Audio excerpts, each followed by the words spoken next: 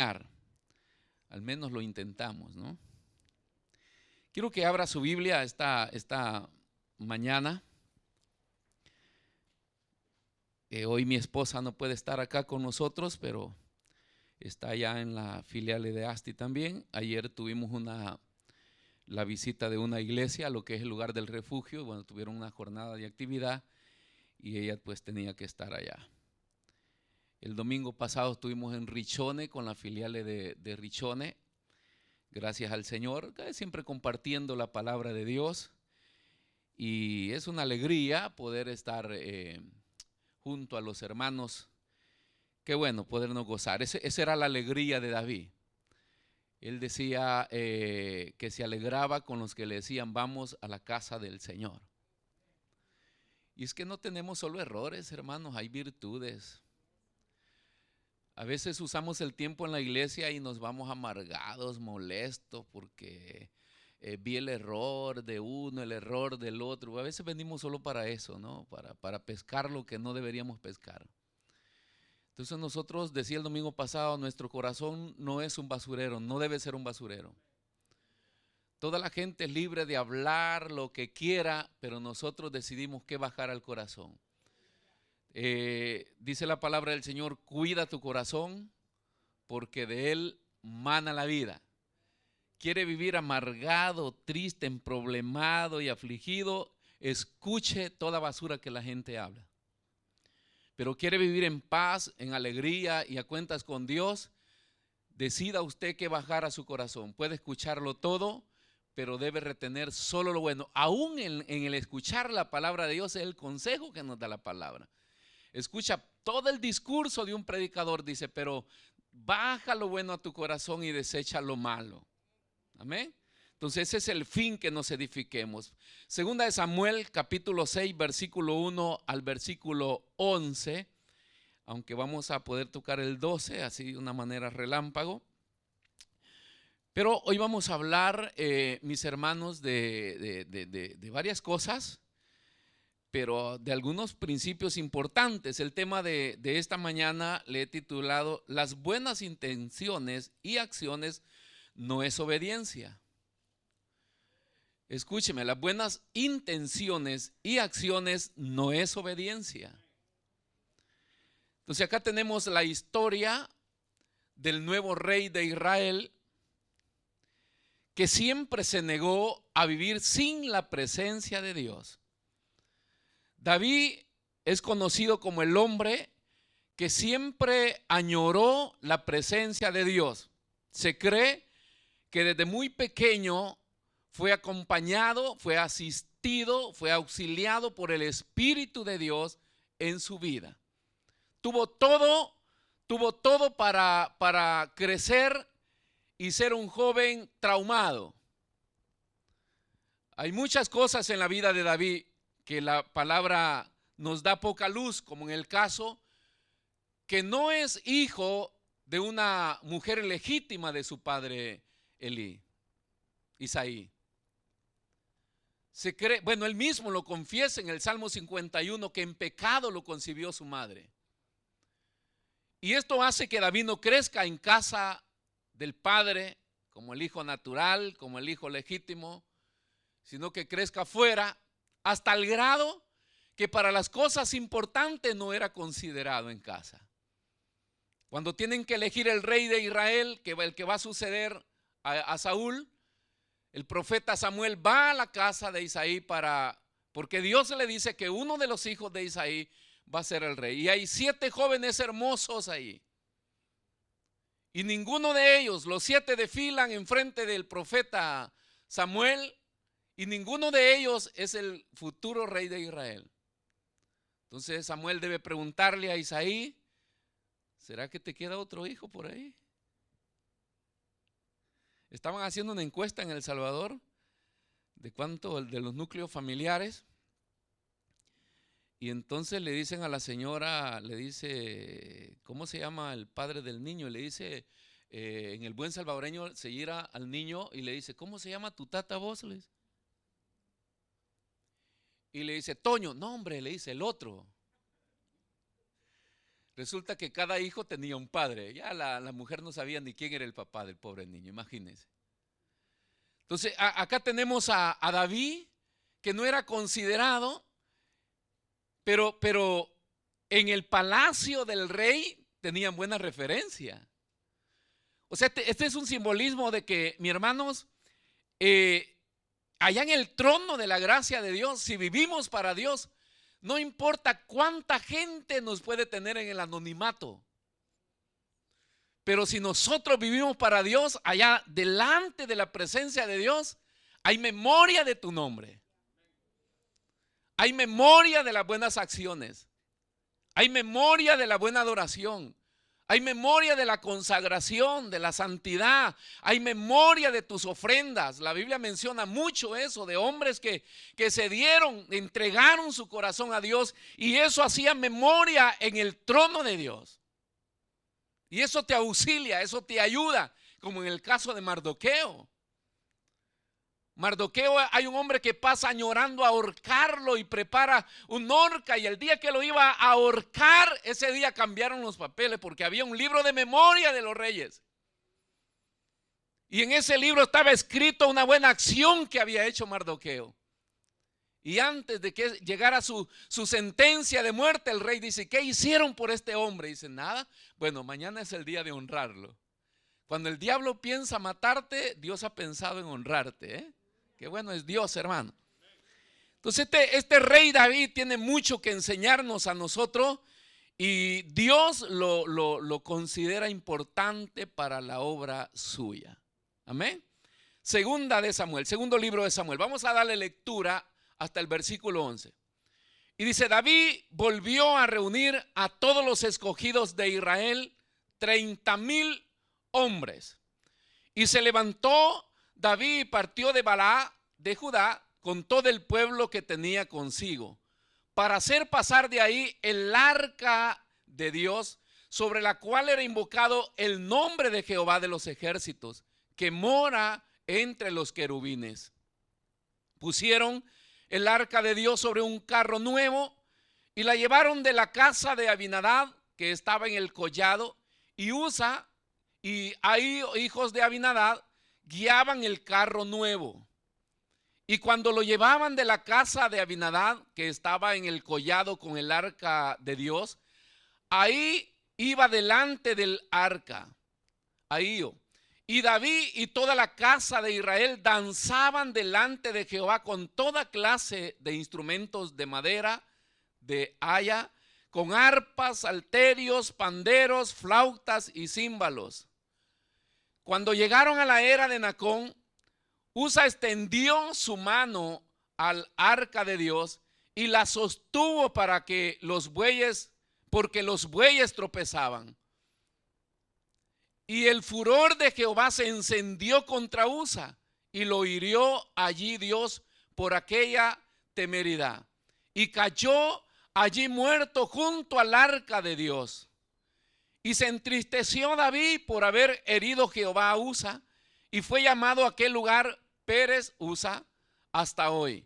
Y temiendo David a Jehová aquel día, dijo: ¿cómo ha de venir a mí el arca de Jehová? De modo que David no quiso traer para sí el arca de Jehová a la casa de David, y la hizo llevar David a casa de Obed-edom geteo. Y estuvo el arca de Jehová en casa de Obed-edom geteo 3 meses, y bendijo Jehová a Obed-edom y a toda su casa. Bendito sea el nombre del Señor. Puede sentarse esta mañana, hermanos, y abra su corazón y dígale al Señor que le hable esta mañana. Esa es mi intención esta mañana, mi buen propósito. El poder darle una palabra, el poder darle una enseñanza, el poder aprender principios para una sana vida espiritual. Hay cosas que a veces nosotros ignoramos o nos cuesta entender por qué acontecen o por qué suceden o por qué Dios hace estas cosas. Y a veces, bueno, nuestros sentimientos nos traicionan. Nosotros somos muy sentimentales. Y entonces en nuestro sentimentalismo y emocionalismo, pues reinan las buenas intenciones y las buenas acciones y las ganas de hacer tantas cosas. Y eso nos llevan pues a hacer cosas las cuales no nos están permitidas hacer. Pero a veces no queremos entender. Las buenas intenciones y acciones no es obediencia.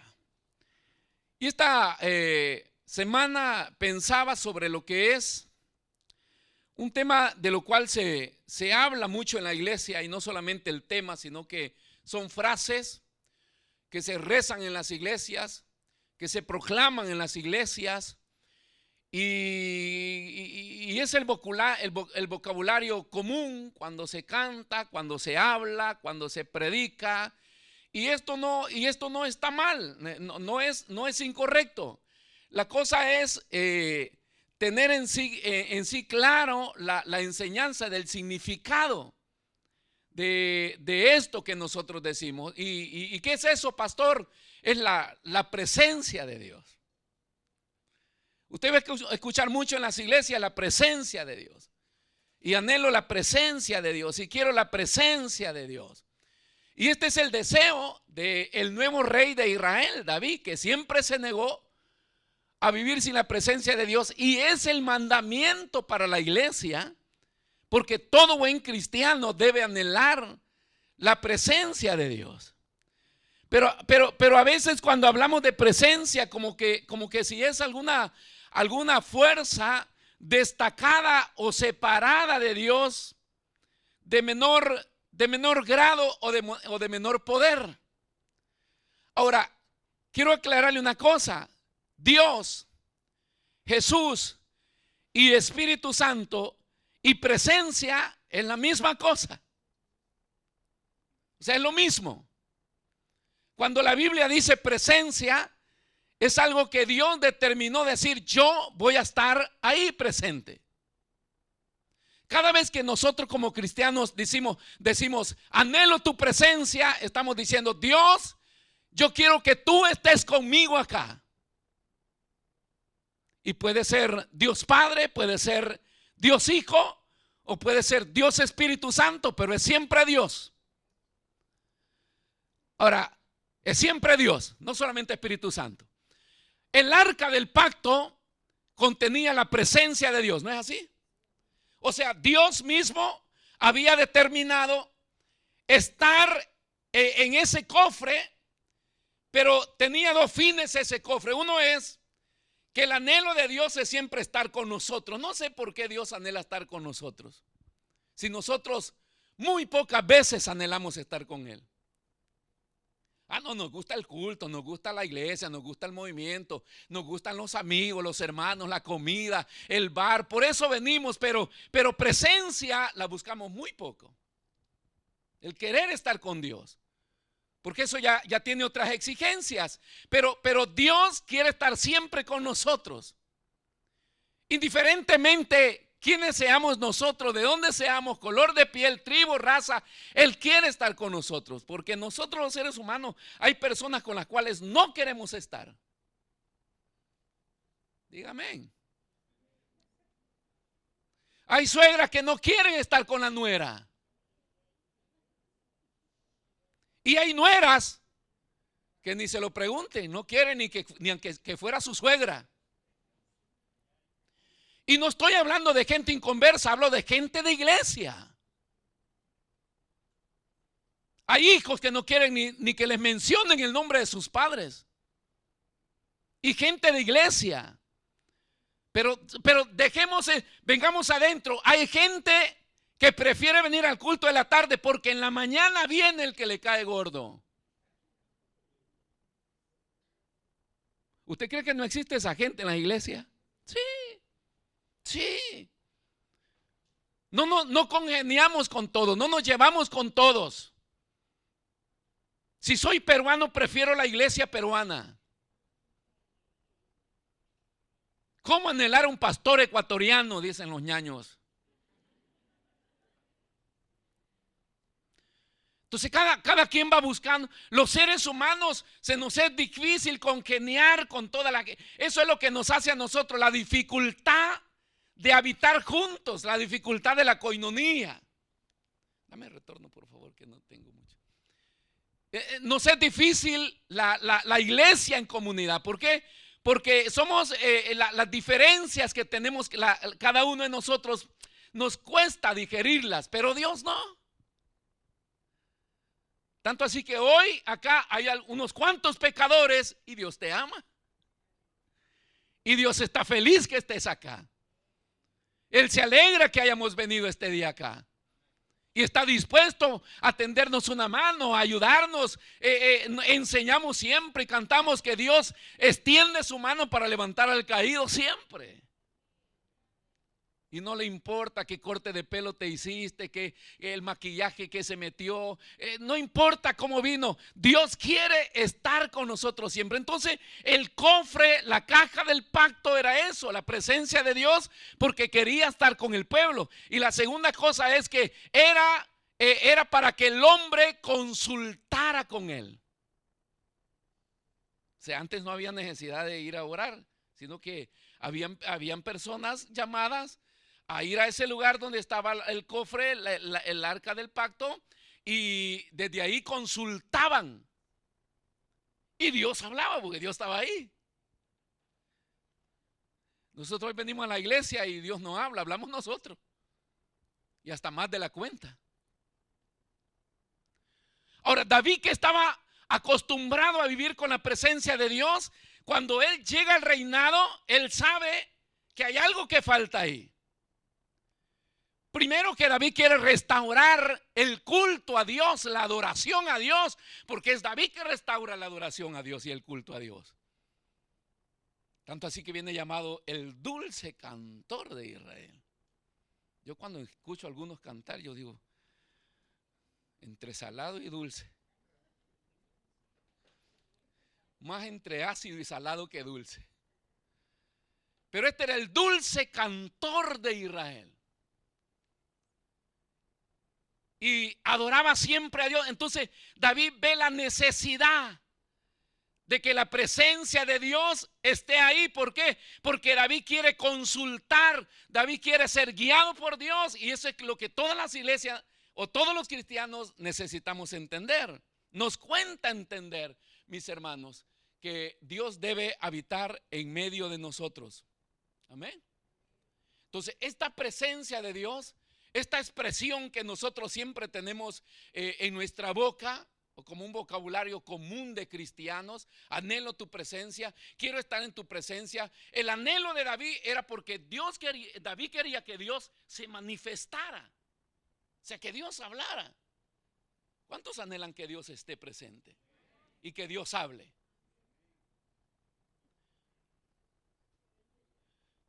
Que es este el problema, hermanos, que no siempre Dios se manifiesta con un ramo de rosas.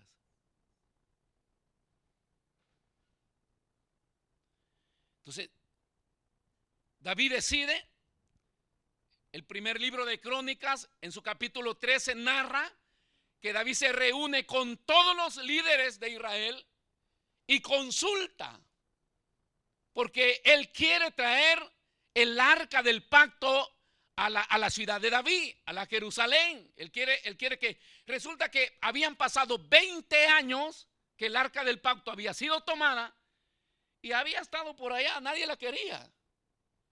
Primero la capturaron los filisteos, pero cuando la llevaron para sus tierras comenzó una mortandad. Y nosotros tenemos el concepto que Dios siempre es bendición, ¿no es verdad? Donde quiera que Dios está, siempre va a haber bendición. A veces hay mortandad. A veces sucede la cosa contraria a lo que nosotros esperamos. A veces hay limpieza en nuestras mismas familias. A veces hay limpiezas en la misma iglesia. Depuraciones que hace Dios. ¿Por qué? Porque muchas personas no. Porque hay exigencias de Dios con las cuales nosotros no podemos jugar. Uno de los versículos que lo mencionamos muchas veces es: mejor hubiera sido no haberme conocido. Cuando usted analiza este versículo lo encuentra como un poco contradictorio, ¿no? Porque primero me llama y después me dice que en qué lío me metí. ¿Por qué mejor te hubiera sido no haberme conocido? Porque cuando nosotros venimos al Señor, necesitamos conocer a Dios. Y el fin de conocer a Dios es para yo vivir agradándolo a Él. Yo debo conocer a Dios para saber qué le gusta a Dios. Pero es que eso no lo practicamos en casa, por eso tenemos dificultad con Dios. Y esto lo he dicho varias veces, ¿verdad? La esposa cocina, si quieres cómetelo. Si quieres plancha tú. Ay, si no te gusta, hazlo tú. Porque no tratamos la manera de agradar. El esposo, por ejemplo, a las esposas les gusta hablar mucho. Nosotros nos gusta hablar poco y escuchar poco. Pero hay que escucharla.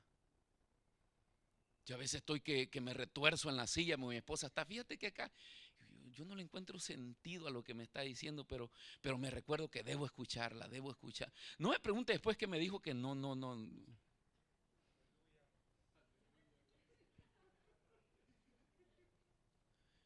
Pero yo siempre estoy diciendo enfrente de mi esposa, pero ¿y con quién va a hablar? Pues? Yo debo escucharla. A ella le gusta hablar, que se sienta feliz que yo le escucho. Que no me pregunte después porque no me recuerdo, pero yo estoy ahí. Muy pocas veces le regalo flores. ¿Por qué? Porque no le gustan. Mi esposa le llevo las flores cuando cumple años y medio abre los ojos, déjala ahí se marchitan. Y yo digo, pobres 40 euros. ¿Para qué le voy a comprar flores siempre si yo la conozco y sé que no le gustan? Desde ahí se va comprendiendo a conocer a la otra persona para poder agradarle. Entonces para ella es mejor decirle, ¿sabes qué? Vamos a cenar o a almorzar afuera. Ahí va corriendo. Entonces no le voy a traer un poco de flores y no la llevo a comer porque eso no es lo que le gusta a ella. Entonces cuando se aprende a conocer a una persona es para ofrecerle o darle lo que a esa persona le agrada, le satisface. Y lo mismo en Dios. Si como no practicamos en nuestra vida terrena, tenemos dificultad para darle a Dios lo que a Él le gusta. Y allí es donde fracasamos la mayoría de cristianos. No entendemos qué es lo que a Dios le agrada. Y terminamos dándole tantas cosas y a veces vivimos satisfechos que hacemos tantas cosas para Dios, pero eso no es lo que a Dios le agrada. A mí tráigame una torta de cualquier torta que me traiga, no me gustan. Sí, usted ve que a veces los hermanos me celebran cumpleaños y está la torta y para ellos. Yo me como mi pedacito así, pero esa cosa me empalaga, no. Por eso mejor les digo, me gusta mejor. Así yo me compro lo que me gusta.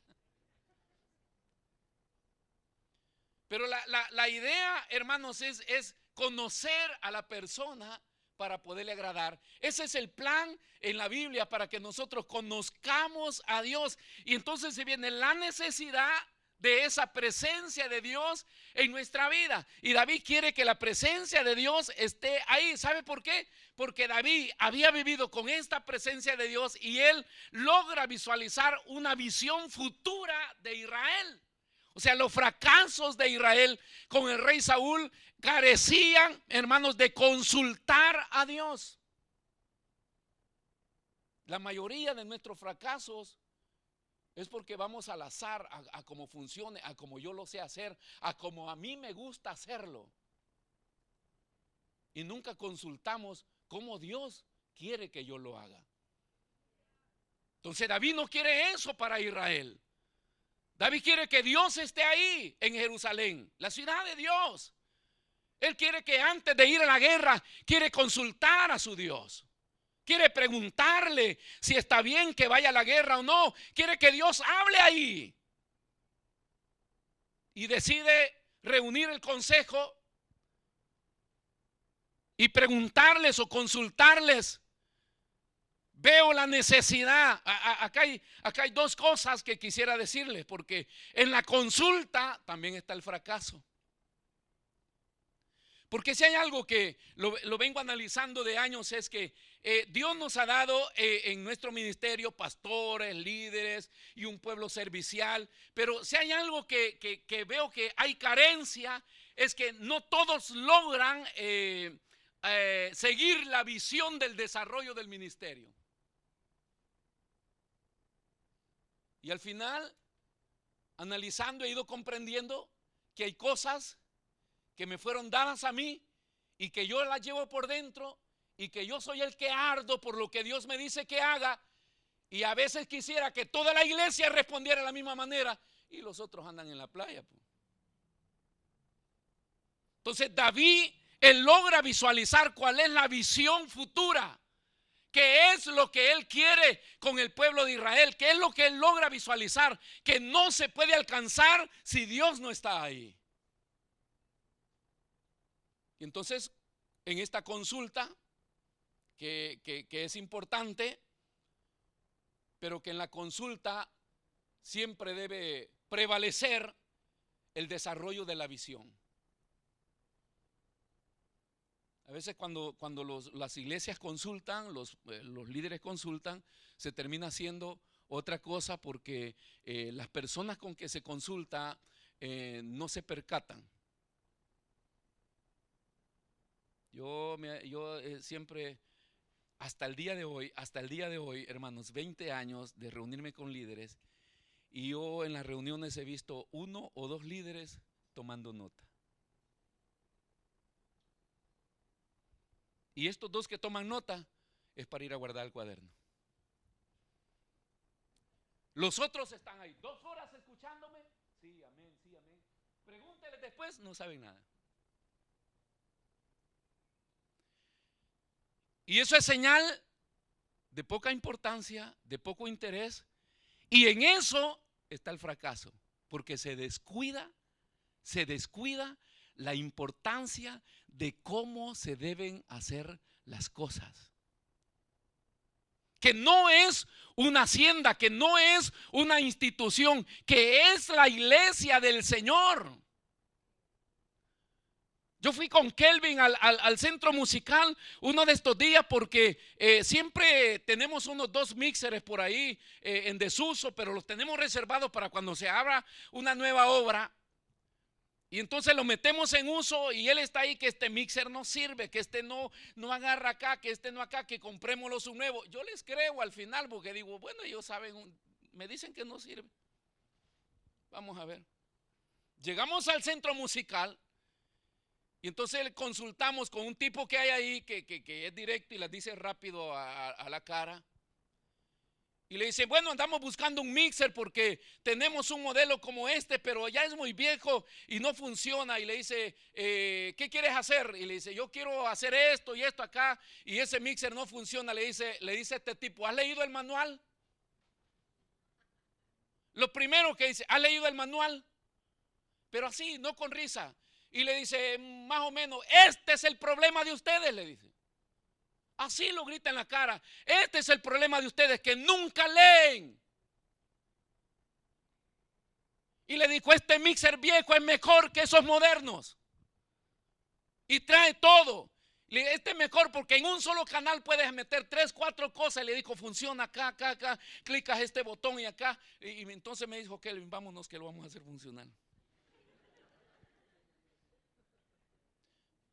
Y llegamos allá y comenzó a practicar. Y yo le dije, recuérdate, como no toman nota, recuerda que el hombre dijo que clicaras un botón ahí, que clicaras el otro botón. Al final encontró, me dijo, si funciona este mixer, es bueno, me dice. Y como que es bueno, íbamos a dar ya 700 euros por otro. Pero lo que yo le quiero decir es que el tipo dice, ¿lees el manual? Porque el fracaso de los cristianos es que nunca leemos el manual. ¿Y cuál es el manual, pastor? La Biblia. Nosotros pretendemos hacer y tenemos proyectos de vida, sean seculares o espirituales, pero nunca consultamos al manual. Y la Biblia es el manual de conducta de la vida cristiana. Y nuestras reuniones no tienen solamente que ser para declarar lo que se va a hacer, sino indagar y buscar cómo se debe de hacer. Entonces David se reúne y está ahí y deciden tener lo que David quiere es que la primera y principal motivación de David es tener una relación con Dios, porque cuando usted dice yo anhelo la presencia de Dios, lo que usted quiere es tener una relación con Dios, o sea, hablar con Dios, no temblar ni venir al culto de unción, hablar con Dios. O sea, yo hablo con Dios cuando manejo. Yo estas prédicas ya me las prediqué yo solo en el furgón cuando vengo manejando y lloro y me quebranto delante de Dios. Y la idea es que Dios hable. Quiero tener una relación con Dios. Esto no es solamente que anhelo tu presencia, anhelo tu presencia. Y Dios dice, ok, yo voy a estar ahí. Pero ojo, porque si no te santificas te mato.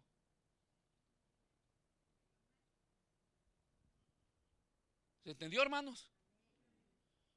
De hoy en adelante van a salir muchos no anhelando la presencia de Dios.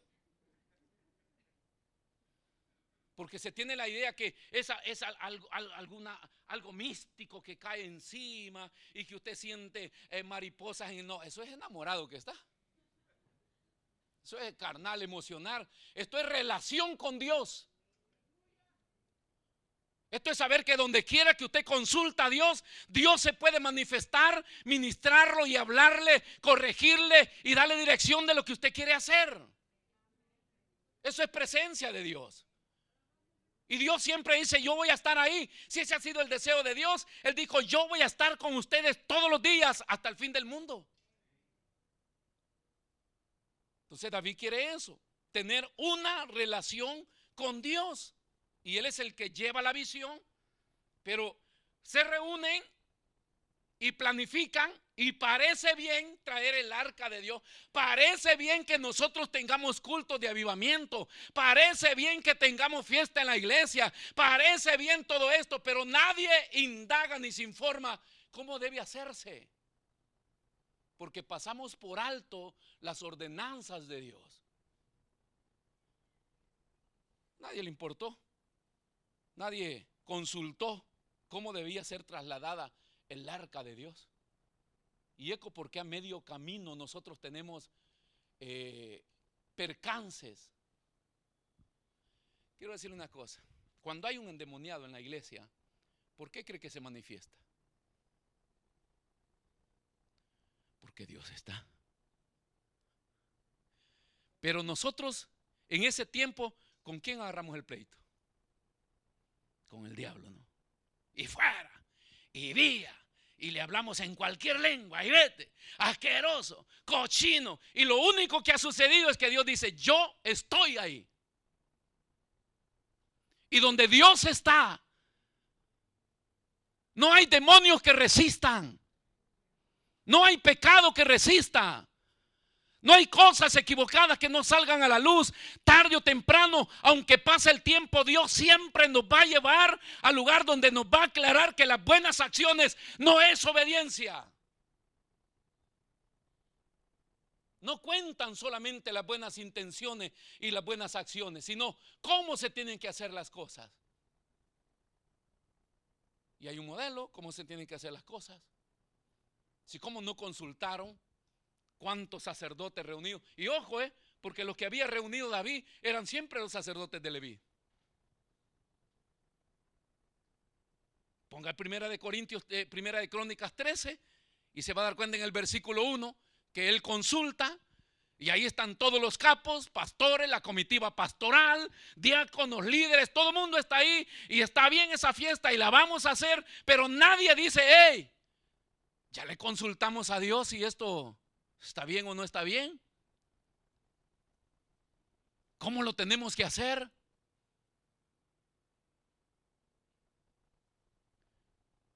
Como pastores a veces encontramos dificultad a que nos sigan. Tratamos la manera de transmitir política de ministerio, política de la visión, cómo Dios nos está guiando. Pero en respuesta, cuando se hacen, vemos que terminan haciendo lo contrario. A veces digo, o yo fracaso en comunicar, o acá hay un problema que no funciona. Porque no nos gusta consultar a Dios. Ahí están los sacerdotes, capitanes de millares, era todo el consejo de decenas y con todos los jefes. Solo gente de traje, hermano, traje y corbata, los más espirituales. Y nadie se da cuenta que hay una ordenanza de Dios. Nadie se da cuenta que allá 400 años habían pasado, que la ley había sido dictada hasta David, pero la ley seguía vigente.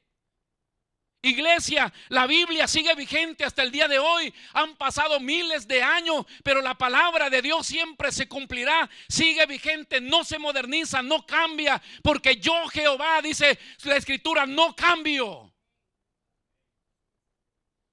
Queremos vivir una vida de cristiano light, como a nosotros nos parece, pero las ordenanzas de Dios siguen vigentes.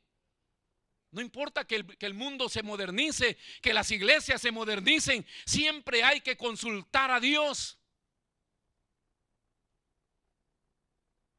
Recuerdo que algo que nos menciona siempre la hermana de allá de Richone, cuando le decimos esto hay que hacerlo así, por este y por este motivo. Y entonces, aunque tú lo puedes hacer mejor, no es que nuestra idea es la única, tú puedes hacer una que sea mejor que esta, pero ella siempre dice, pero ¿para qué inventar otra? Si esta funciona, ¿por qué no hacemos funcionar esto? Y es bueno. Es bueno, mis hermanos, cuando nos dicen de hacer cosas para Dios, ¿por qué tenemos que inventar otras? Si ya está establecido cómo debe funcionar. ¿Por qué tenemos que inventarnos una vida de cristiano a mi manera? ¿Por qué debo preocuparme yo por transcribir otro tipo de Biblia si ya está escrito cómo debo vivir? Nosotros lo que deberíamos hacer todos los días es meditar en la palabra de Dios y aplicarla. Porque así se debe vivir. 400 años, pero la ley estaba vigente. Usted no puede ser cristiano y pensar que la Biblia ya pasó de moda. Lo mismo que predicaron en la iglesia primitiva, eso mismo predicamos hoy. Y si no lo predicamos, pues mejor dejemos de ser iglesia. Pero el consejo de Pablo a Timoteo es: predica la sana doctrina. Que por eso las iglesias quedan vacías. Y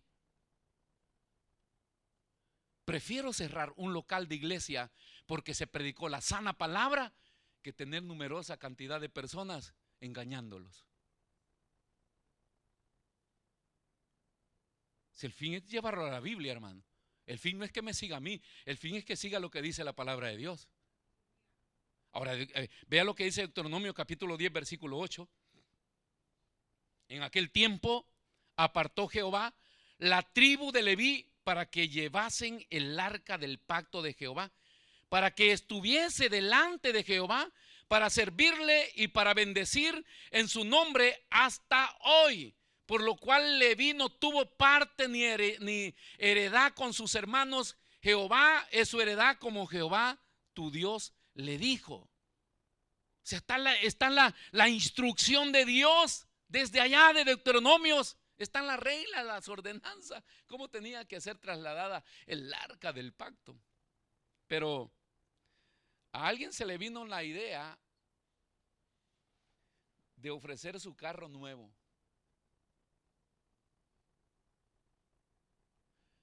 Y estas cosas me preocupan a mí porque no soy una persona ambiciosa de gloria a Dios que el hermano donó su carro, gloria a Dios que el hermano va a donar 1,000 euros, gloria a Dios. Me interesa que lo den con buena intención y con buen propósito del corazón y que hayan consultado a Dios, porque todo lo que nosotros hagamos para la obra, demos para la obra de Dios, todo se va a gastar, pero ¿vas a tener retribución de Dios? Es lo que tenemos que siempre nosotros consultar. Pero alguien tenía algo por ahí, porque nosotros somos buenos para dar lo que queremos dar. A mí no me anden diciendo cuánto voy a dar ni qué voy a dar. Yo voy a dar lo que yo quiera dar. Y hoy que estamos en la ofrenda, bueno, ya hoy cerramos ya el Provafito. Más del 50% de ustedes como iglesia no han dado pro local.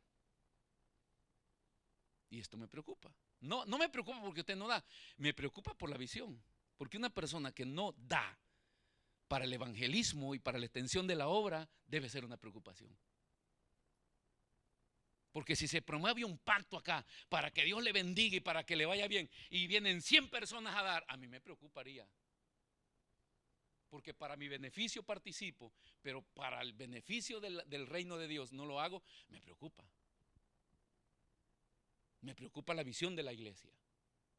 Una persona que dice, ¿para qué nos vamos a extender? ¿Para qué vamos a hacer eso? Me preocupa su situación. Porque una iglesia no está llamada a extenderse. Es el reino de Dios que debe extenderse. Esto no es de estar consultando si debemos ir a otra ciudad, si debemos evangelizar. Si eso ya quedó establecido, id por todo el mundo. O sea, el reino de Dios se va a extender siempre. Gracias al Señor que nos permite ir al menos cerca. Hay otros que están yendo más lejos. Pero tenemos este problema de dar lo que nosotros queremos dar o lo que nosotros pensamos que eso es de valor. Y si alguien ofrece su carro nuevo, David y todos los sacerdotes dijeron, gloria a Dios. Ya no invertimos más, vámonos en este carro y traemos el arca del pacto. En carro nuevo, hermano. Transcribamos una Biblia moderna. Ya no se va a hacer más como Dios dijo, se va a hacer a nuestra manera. A Dios se le va a agradar porque le estamos dando más. Nosotros pensamos que Dios piensa como nosotros. Y Dios no piensa así. Bueno, ni está pensando ahorita porque Él ya pensó.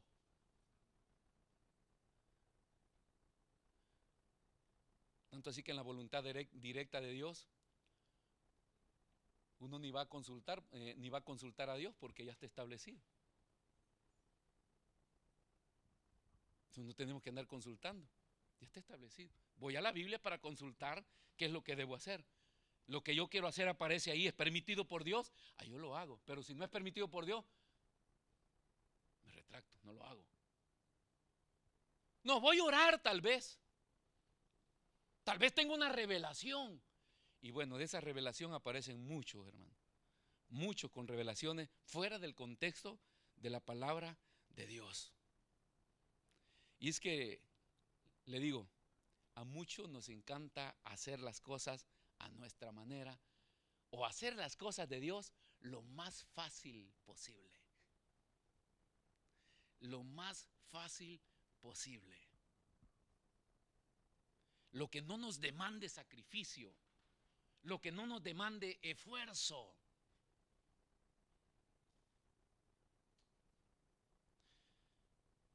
Las cosas aceptadas por Dios son las cosas que llevan esfuerzo, empeño, interés y consulta a Dios. Siempre se debe consultar al Señor. Vea lo que dice el versículo 5 de la lectura que leímos al inicio. ¿Puede leer ahí? ¿Qué había ahí, hermanos? Fiesta. Todo era alegría.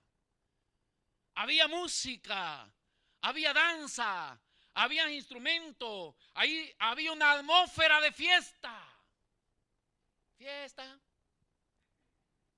A nosotros nos encanta la fiesta. Especialmente a los latinos, nos gustan que nos digan sangre caliente. ¿Y por qué somos sangre caliente? Porque no tenemos identidad. Somos una mezcla de sangre conquistadora y nosotros no tenemos identidad. Nunca nos sentimos bien en ningún lugar, queremos ir para allá, para acá, y por eso somos sangre caliente y nos gusta la fiesta.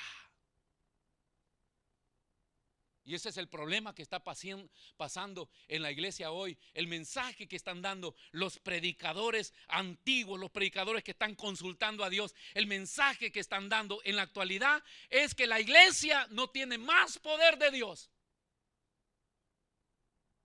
Tanto así que si nos enfermamos, no venimos a la iglesia, nos quedamos en casa.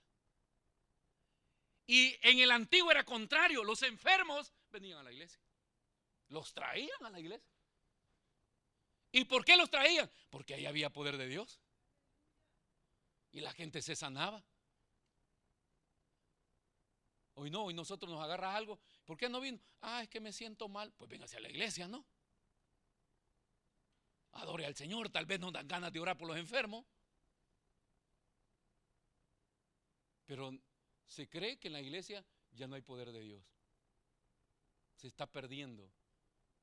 Pero si hay emocionalismo, pero si hay fiesta, pero si estamos contentos, hermano, y hay instrumentos, y hay música, y hay de todo, pero aparte, lo único en esa fiesta y en todo el fervor que ellos sentían, en la alegría, el único problema es que Dios no estaba de acuerdo.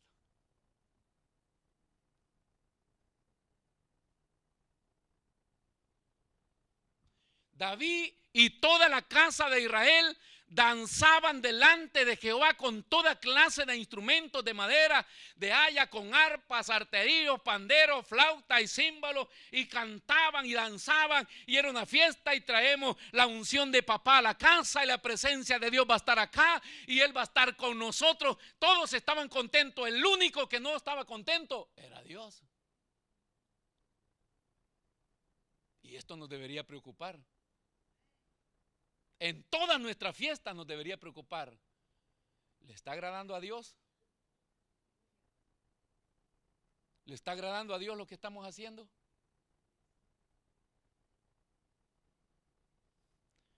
Este mensaje más parece una retada, ¿no, hermanos?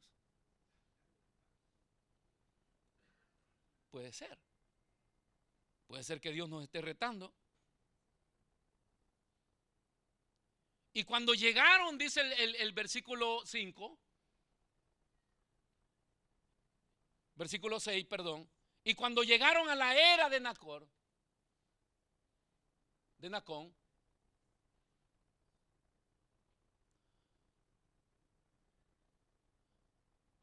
hay cosas que nos va a costar entender a nosotros por qué suceden esas cosas. Tenemos tantas buenas intenciones y estamos empeñados haciendo tantas cosas para Dios, y en vez de recibir bendición, a veces como que recibimos rechazo de Dios. Pero cuando llegaron, dice, a la era de Nacón, la era es el lugar donde se trilla el trigo. O sea, dice que Dios es paciente para la ira y puede dejar tiempo y años o meses o días que nosotros sigamos haciendo las cosas, pero tarde o temprano se va a manifestar Dios mismo para decirte que las reglas del juego no son esas. Y la era de Nacor es el lugar donde se trilla el trigo, y es el lugar donde se separa la espiga de la paja. Siempre va a haber un momento en el cual Dios nos va a llevar, se va a manifestar y va a decir: párense un momento, las cosas no funcionan así, no me agradan lo que están haciendo. ¿Y qué es lo que pasó ahí, hermanos? Que parece que los bueyes se iban a tropezar, y Usa intenta meter su mano para detener el arca del pacto de Dios. Inmediatamente Dios se hizo presente y lo mató.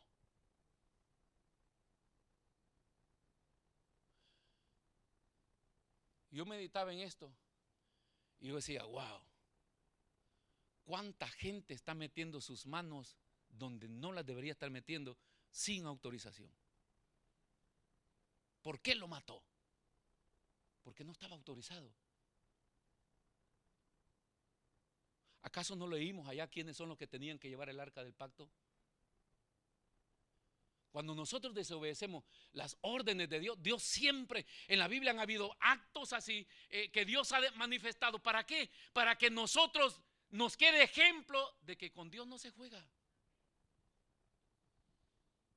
Es drástico, conmovió a David, metió en confusión a David. ¿Cómo es posible que Dios haya matado a este hombre simple y sencillamente por una buena intención? Porque nosotros estamos metidos haciendo cosas con buenas intenciones. ¿Sabe cuánta gente critica a los pastores hoy? Mi pregunta es, ¿eres pastor tú? Critican los pastores, critican los líderes, critican a cualquiera, critican y se están metiendo donde no están autorizados a meterse. Usted no puede ir a criticar a un médico si usted no es médico. No puede ir a criticar a ningún profesional si usted no ejerce esa profesión. Y entonces que hagan lo que quieran. Dios los llamó. Y Dios va a juzgar. ¿Te atreves a meter tus manos?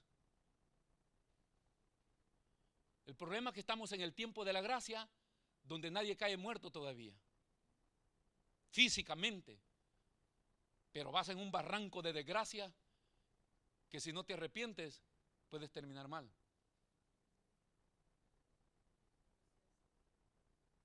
¿Por qué Dios lo mata? Si yo veo que algo de Dios está a punto de... Yo voy también y de repente nosotros lo haríamos también. Por eso nos metemos en las cosas de la iglesia, porque cuando vemos, yo voy a hacer esto, pero esa no es tu función. El pretender ayudar al arca de Dios, al arca del pacto, a la presencia de Dios, el pretender ayudar a la obra de Dios como que si Dios es un descuidado y no podrá hacer nada. Ve el comercio que existe con la iglesia del Señor y pasan los años y aparentemente Dios no hace nada, que no hace nada.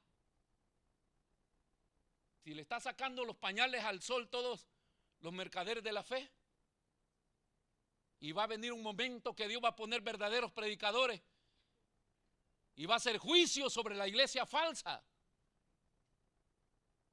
porque tarde o temprano te va a llevar a la era. Y en la vida personal de nosotros también, no pensemos que estamos haciendo cosas para Dios. Si Dios no te ha autorizado, no te metas, metiche. ¿Por qué tengo que ir a hacer yo lo que no me compete hacer a mí? Tal vez puedo orar, pero no meter mis manos, porque no estoy en grado. Pero yo sé más que él. Bueno, eso no lo dice la Biblia. El día que alguien sepa más que el que yo llamé, que lo pueda sustituir. La Biblia no dice eso. Dice, yo llamé una tribu, y es una tribu de sacerdotes consagrados para mí, hasta el grado que ellos no tienen herencia y no tienen ninguna relación con el mundo. Ellos deben de estar en el templo siempre santificándose y consagrándose y rindiéndome culto a mí. Y ellos son los responsables de llevar esta arca. ¿Por qué no consultaron a esto? ¿Por qué llorar la desgracia? ¿Por qué echarle la culpa a Dios cuando tomamos decisiones con buenas intenciones y nos salen mal las cosas? ¿Por qué enojarme con Dios? Si el problema fui yo que no consulté el manual.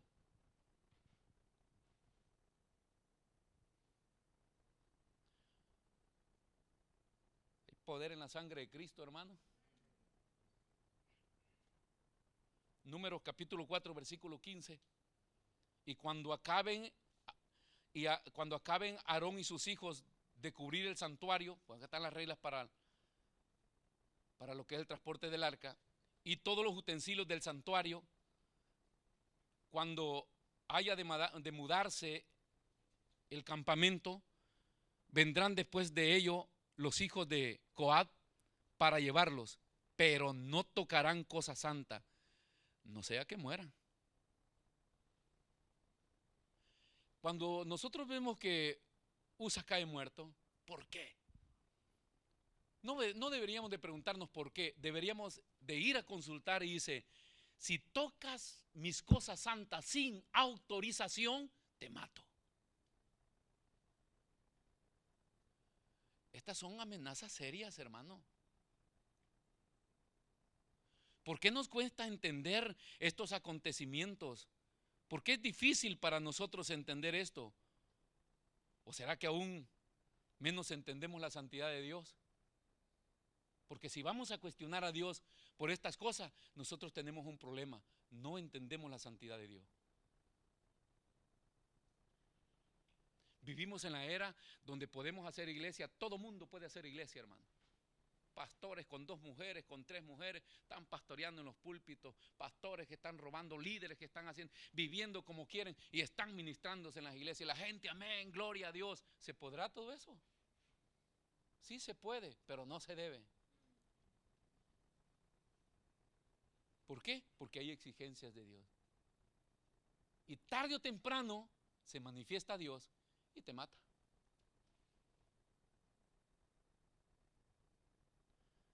Pues este Dios de amor que nosotros predicamos es un Dios que también saca la espada. Ahora David entra en confusión. Y yo me imagino a Dios y decirle, pero si tú me estabas trayendo para que yo me manifestara. Si como no han hecho las cosas correctas, yo igual me manifesté. Y lo maté. Y no he hecho algo ilegal, dice Dios. He hecho algo correcto porque la ley viene aplicada al transgresor. Nosotros nunca vamos a entender el juicio de Dios ni la justicia de Dios. Porque somos muy sentimentales, somos muy humanos. No había necesidad. Yo tengo algunos cuantos parientes metidos en la cárcel allá en mi país. En las redadas, ¿qué han estado haciendo? Estoy triste. Siempre, desde que comencé a leer la Biblia, siempre fui de la idea, quien la debe, que la pague. Yo los amo a ustedes, pero el día que cometan algo errado y van a la cárcel, yo te puedo ir a visitar y te seguiré amando, pero yo nunca oraré que te saquen, que pagues. Porque es antibíblico que yo ore para que un delincuente salga a la calle. No, que pague. Ya creo que es un buen beneficio tenerlo guardadito con comida, durmiendo bien. Que esté ahí. Pastores, si un día le toca a usted, ahí debo estar.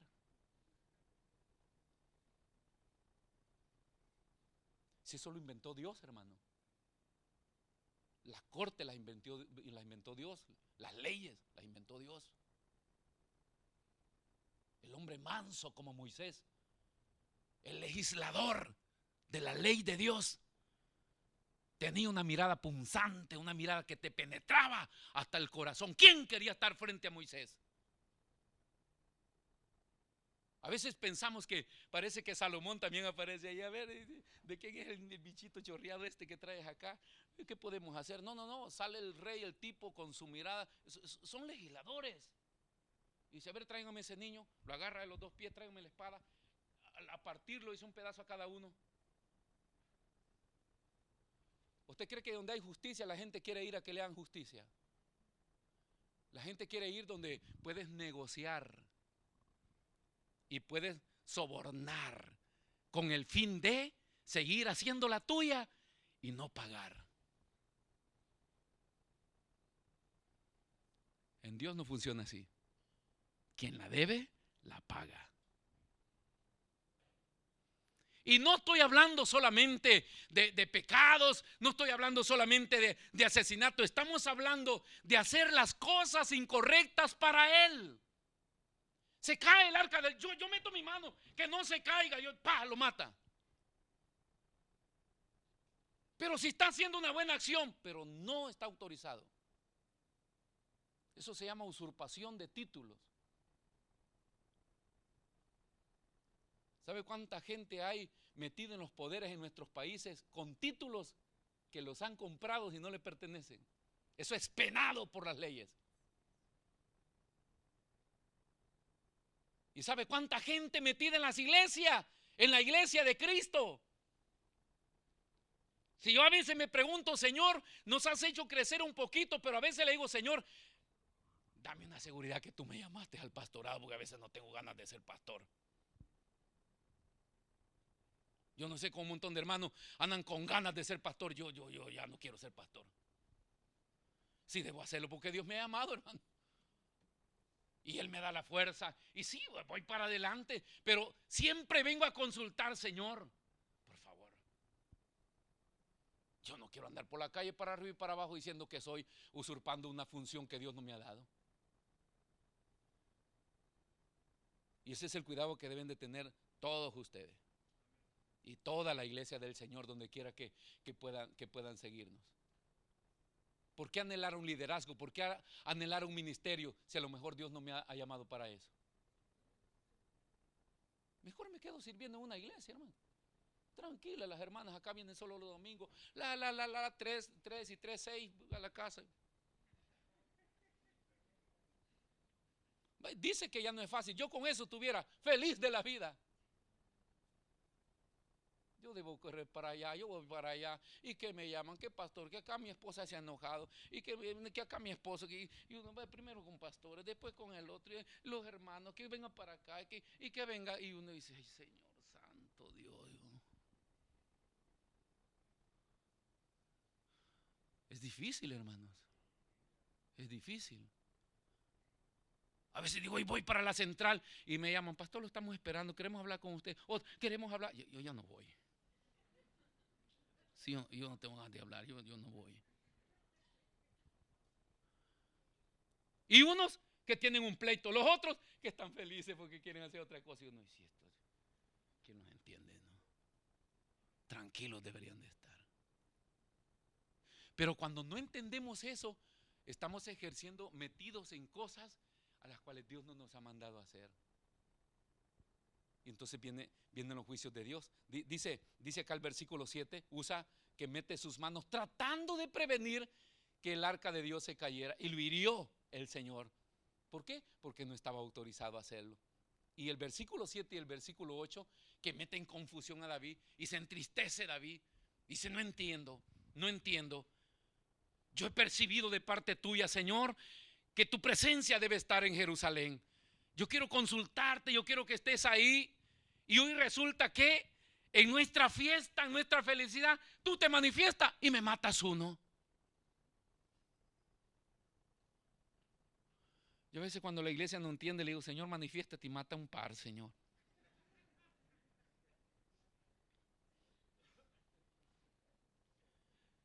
Y el Señor dice, a vos te voy a dar primero. Bueno, está bien. Buen ejemplo.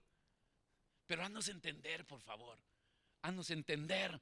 Entonces dice, ¿y cómo haré? Dice, ¿qué hago yo llevando el arca del pacto a Jerusalén? ¿Y cuál es la decisión que toma David? La deja. Ahora, ¿por qué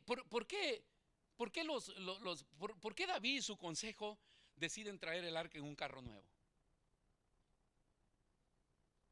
¿Por qué? Si las ordenanzas dicen otra cosa. El modernismo. Desde que el arca cayó prisionera en manos de los filisteos, ellos siempre la conducieron en un carro con bueyes. Y cuando había mortandad acá, la mandaron para el otro lado. Allá estaba matando, la mandaron a otro pueblo. Mató a todos los del pueblo. Y nadie quería el arca del pacto. Hasta que terminó en otro lugar, donde pasó varios años. Y David quiere hacer lo mismo, de trasladarla como la trasladaban los filisteos. O estamos haciendo el culto a Dios como el modelo de la Biblia, ¿O estamos celebrando culto a Dios con el modelo de la iglesia moderna? Es que yo veo que el pastor Toño, es que yo veo que la iglesia aquella, yo veo que los hermanos de allá hacen así y hacemos así nosotros también. O tomamos el modelo de la Biblia dictado por Dios o comenzamos a copiar de lo que hacen los demás. O sea, ¿qué me importa a mí que aquella iglesia que tiene 20,000 personas le ha funcionado algo y por eso yo lo voy a hacer? No, si la Biblia no lo dice, no lo hago. Pero pastor, funciona. ¿Qué me importa? Las cosas no se hacen porque funcionan. Las cosas se hacen porque están autorizadas a hacerlas. Nunca se meta a hacer algo porque usted lo sabe hacer. Debe hacerlo porque alguien le llamó para hacer eso. Y ese alguien tiene que ser el Señor. Y si no me llamó el Señor, no meto mis manos. Entonces que desbande la iglesia. No, Señor, la iglesia es de Cristo. Yo edificaré mi iglesia, dijo el Señor. No existe ningún predicador, ni ningún pastor, ni ningún líder que pueda, hermanos, desbandar la iglesia del Señor. Tarde o temprano lo va a llevar a la era y le va a sacar el trigo de la paja y le va a decir: tu error es esto, y va a enderezar su iglesia. Porque la iglesia es suya. La iglesia no es nuestra, pero no somos nosotros. Hoy los consejos se reúnen y cambian pastor, cambian líder, murmuran, hacen de todo. Hoy los hombres manejan la iglesia del Señor. Y la Biblia dice que Dios los llamó y Dios los ha puesto ahí. Y cuando Dios no te quiere ahí, te quita. Fácil. Fácil. Te mata. El primer ejemplo, Saúl. ¡Wow! Lo encontraron a Saúl buscando las bestias de su padre. Tremendo hombre, hermoso, sobresalía los hombros de todos los hebreos que estaban ahí. Y Dios lo usa, le da victorias. Pero lo primero que hace David de entrada es consultar. ¿Por qué está el problema de David acá con consultar al consejo? Porque el mismo ejemplo que hacía Saúl. Nunca consultó a Dios, siempre consultó al liderazgo. Y el liderazgo siempre le dijo: hagas como tú sientes en tu corazón. Y eso lo llevó al fracaso. ¿Por qué? Porque Dios quiere que nosotros consultemos a Él. Dios quiere que nosotros consultemos siempre a Él, porque es Él que le va dando dirección a tu vida. No hablemos solamente de iglesia, a tu familia, a tu vida misma. Tenemos a quien ir y consultar y decirle: Señor, ¿cuál es la dirección que nosotros, qué es lo que a ti te agrada? Voy a la Biblia y comienzo a indagar: ¿está correcto lo que estoy haciendo, como estoy viviendo? ¿O hay algo que no te agrada? Señor, ayúdame a corregir. Y quítame un pie, quítame una mano, sácame un ojo, haz lo que quieras. Pero nadie quiere vivir, ¿verdad? Sí. Cuando la presencia de Dios comienza a exigir, entonces no la queremos.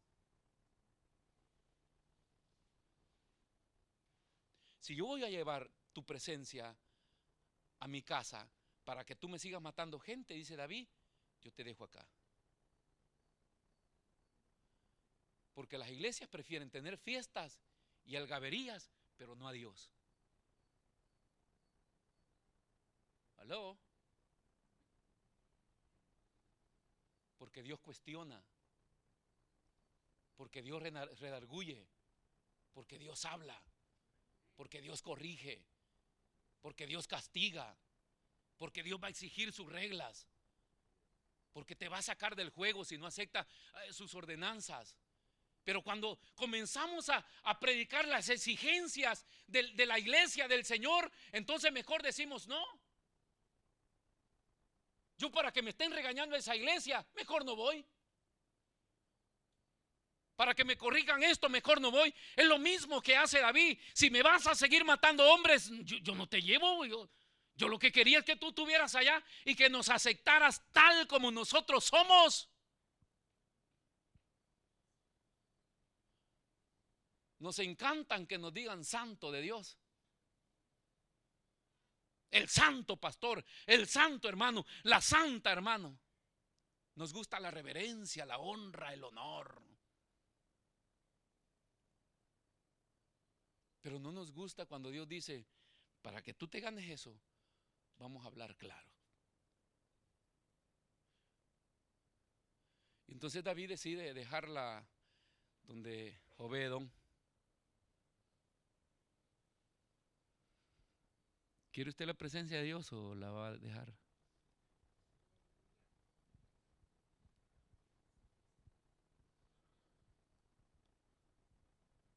Dos opciones.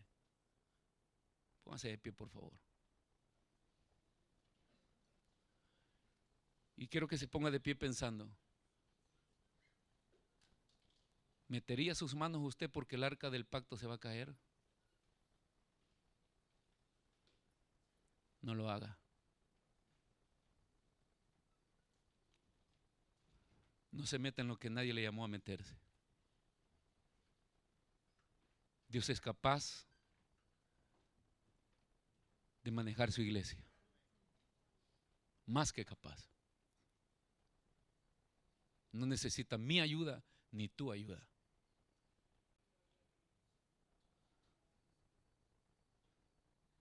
Cuando intentemos hacer lo que Él no nos ha mandado a hacer, se va a manifestar para corregirnos, para exhortarnos. Que Dios esté conmigo es una exigencia de santidad. Anhelo tu presencia. Dios le dijo a Israel, yo no iré. Entonces, pecadores, ¿no ves cómo viven, cómo hacen, qué se visten? Te voy a mandar un ángel. Y Moisés dice, si tú no vas conmigo, yo no iré. Pero Moisés hizo algo. Se fue y le dijo al pueblo, ¿saben qué? Dios dice que no va a ir con nosotros. Y el pueblo dice, ¿por qué? Por su manera de vivir. Él es santo y ustedes son pecadores. Y el pueblo dijo, no, nos santificamos hoy. Y se santificaron. Se quitaron sus atavíos, que señal de abandonar la vida pecadora que llevaban. Se consagraron a Dios. Y cuando Moisés va a Dios, y Dios le dice, hoy sí yo voy. David cambia, David se entristece, David entra en confusión porque estaba muy emocionado. Y es que cuando hacemos las cosas con mucha emoción y con muchas ganas y queremos que Dios las acepte y que Dios las premie a nuestra manera y sentimos el rechazo de Dios, entramos en confusión. Y dijo, yo no la llevo el arca a Jerusalén. Yo quería que el pueblo llegara y que hablara contigo, que consultara, que te adoraran, que tú te manifestaras, los acariciaras, los abrazaras, que se fueran felices. Pero resulta que tú me matas uno. Y no sé a cuántos más vas a matar. Y la dejó 3 meses en casa de Obed-edom.